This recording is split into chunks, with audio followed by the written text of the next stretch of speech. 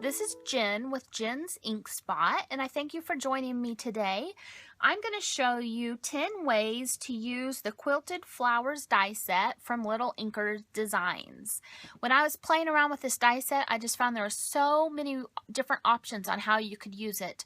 So I finally decided I was just going to make a video to show you. The die set comes with 3 different dies. You have this die, which is basically the base of your flower.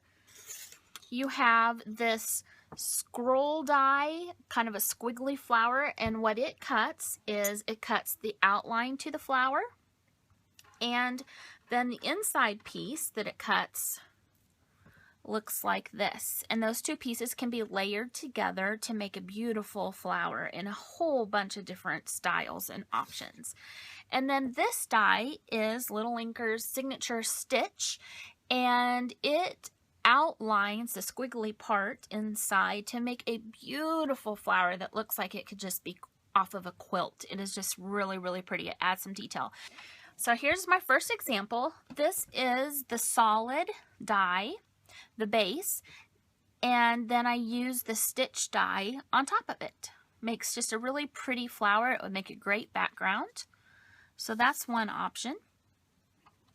The second option is I use the solid base, and then I cut the squiggly piece with 2 different colors of cardstock, and then also the leaf, so 3 total colors, and then just fit them on top of each other. So it's all flat. There's not really any dimension to this, but the base holds it all together really, really well.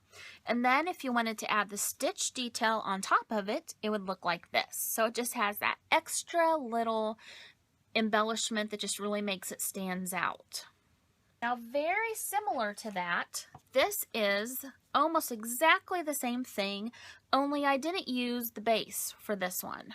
I did mark the back so I would know where to put them at. That's what my little scribbles are on the back.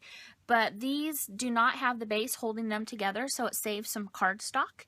I just taped them together in key places, but they look almost exactly the same as the die cuts I just showed you.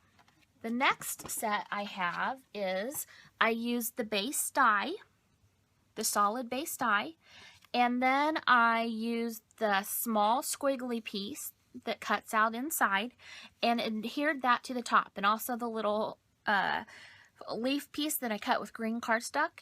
So you have a little bit of dimension in this one. And then on this one, I cut, it's the same thing, only I used the stitch die on top of it. And again, it adds that detail that's just really, really beautiful.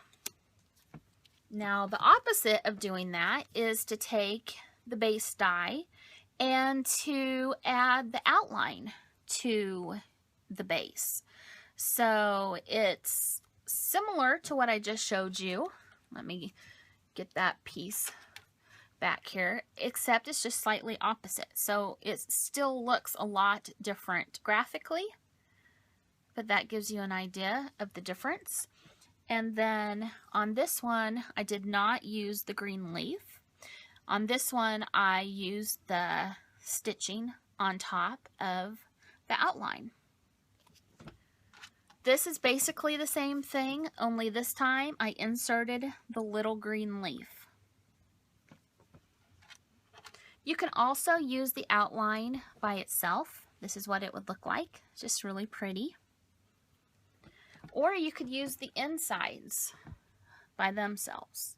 I made a card and I didn't use these inside pieces. I used the outside outline pieces instead, and so this made just kind of a fun graphic card. And there's sparkle on the pink pieces, which is probably hard to see in this video, but that's another idea for you.